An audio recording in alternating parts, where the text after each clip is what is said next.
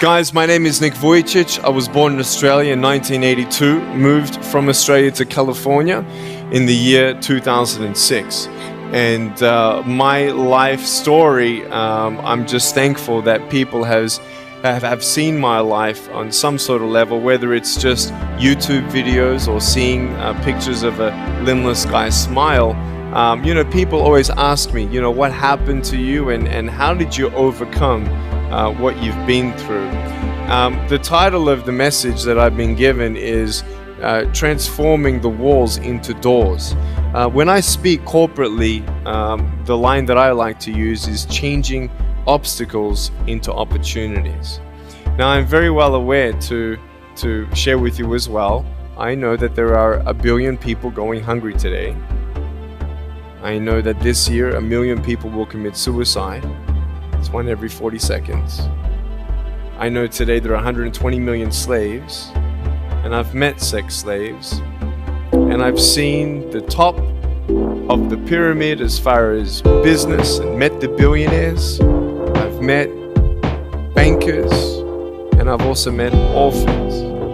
We're all looking for something. We're all looking for hope. Hope you can't just have just because you were born with hope. No, we're born with pain. We're born and live through difficulties. And in our life, my parents always taught me that even though we don't know why I was born this way, that we have a choice. Either to be angry for what we don't have, or be thankful for what we do have. The power of that choice was the first thing that I had to overcome and decide for myself, especially in the early years of school. A lot of kids would come up to me and tease me. And I've been speaking at 5 congresses. I've met 7 presidents all around the world. My largest crowd was 110,000. I have 30,000 invitations for me to speak. So wherever I go, I talk about the value of life. I talk about anti-bullying messages for the school systems in different nations. The greatest thing is love. When we feel like we don't have enough love and we don't have enough hope, we start losing strength to live. For me, in my life as a child, I had a big wall. I was surrounded by 4 walls and a low ceiling of opportunity. I was set free in so many different ways, and especially surviving from day to day with my parents who loved me, who encouraged me, who told me that I was beautiful the way that I was, and not to worry about what other people said about me. I was actually the first special needs child to be integrated into the mainstream education system in Australia, and I was awarded Young Citizen of the Year in 1990. And the world is a hurting place, and the world needs hope, and the world needs love. Without hope, I feel like, why are we here? Well, brokenness. Here's mine. Today, I still have no arms and legs. Everything's changed. Everything. For me, I was looking for hope and happiness, and I couldn't see it for many years. In fact, if this side of the table represents my hope, truth encourages me to become all that I can be. But then we have lies every day coming in our mind, people who discourage us.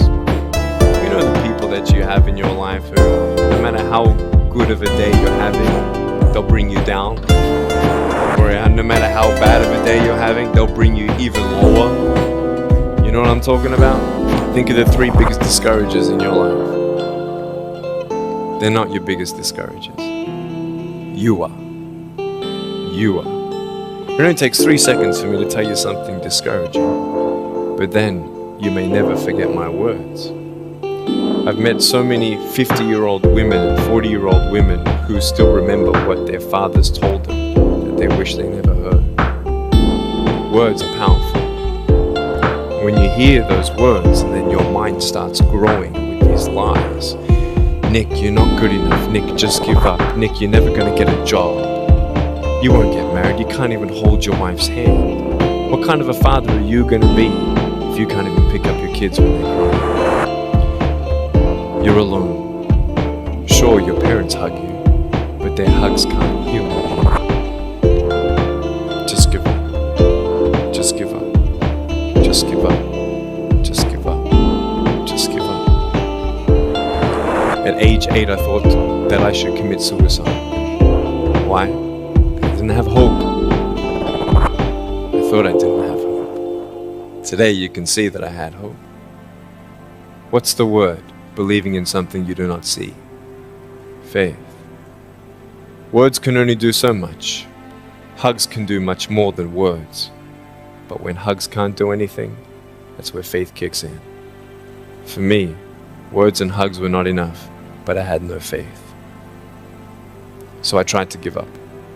At age 10, I tried to drown myself in 6 inches or 15 centimeters of water. In my home, I told my dad I just wanted to relax. But really, I wanted to end my life. I had enough. The first 2 times I rolled over, I was trying to work out how much air I hold in my lungs before I let it out. And the 3rd time, in my mind, knowing that I wanted to get out of here because of the bullying in my life, because I was going to be a burden to my parents and I had nothing to look forward to, I realized at that moment that if I actually went through with committing suicide, I would leave a greater burden for my parents than they already had. So there was one thing less hopeful or more burdensome than having a child without limbs. What is it? A child without limbs who gives up. So when I saw in my mind my mum and my dad and my brother crying at my grave if I went through with it, that one thought saved me. If my parents never told me that I was beautiful the way that I was, if my parents never told me that I was special and that I was loved, I wouldn't be here today. So I encourage every single parent who tries their best to encourage their teenagers. Especially in the West, many teenagers put a do not disturb sign on their door. I'm sure, the conversations all around the world between a parent and a teenager. How was school? Fine. What'd you learn? Nothing. Did you do your homework? No. And that's the conversation for the day. And when you try to tell your children that they're beautiful, so of course I'm beautiful. I'm your son. I'm your daughter. Of course you're going to say that. But they're right. Every single human being has value, and my value is not determined on how I look or what job I have or where I'm from, where I was born, how much money. All that stuff is nothing. So many teenagers, tease each other for how we look, and I tell the teenagers, do you think that I'm cool enough to be your friend? They're like, yeah, of course. I said, but I have no arms, no legs. And they said, doesn't matter. I said, really? So it doesn't matter that I have no arms, no legs? I said, no, it doesn't matter. I said, then actually, if it doesn't matter, then why do we kill each other with our words if it actually doesn't matter? Why do we look ourselves in the mirror and see ugly instead of valuable? I want to ask you today, what are you looking for? If I gave you $1 billion, would you be happy? If you gave me $1 billion, I'd be very happy. But then if my mum dies tonight, am I happy? No. With all the money in the world, I'll never be happy. Why? Because money is something that cannot heal the soul. So many teenagers are looking for love, which love does heal the soul. Love does complete the soul. But even sex before marriage, I was a virgin before I got married. Yeah, I've got a gorgeous wife. We're pregnant with our first son. And I don't need hands to hold her hand. I only want to hold her heart. And how am I going to hug my kids? So many kids, they come up to me. It's amazing. They put their hands behind their back and hug me with their neck. And I've realized in life, even the worst parts of my life can be turned into good. And they're even more special. So many teenagers, they're looking for love. So they're going to go do this and go do that. You can talk, you can sleep with as many people as you like, but never know for sure, do they love me?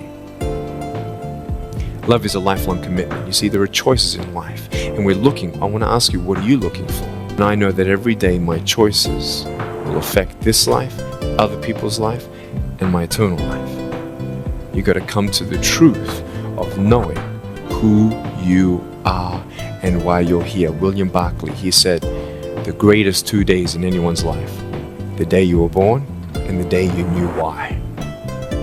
I was in Southern California, and I never met anybody else like me. When I was 10 years old, I wish I would have met somebody like me. Never did. Didn't get that miracle. But at 24, in California, I saw a little boy with no arms and no legs, just like me. I knew he was going to be bullied. I knew he was going to go through depression. I knew he would feel alone. I knew that he would get worried if he's ever going to have a girlfriend, and so on and so on. I got the father to bring him up on stage in front of 2,000 people.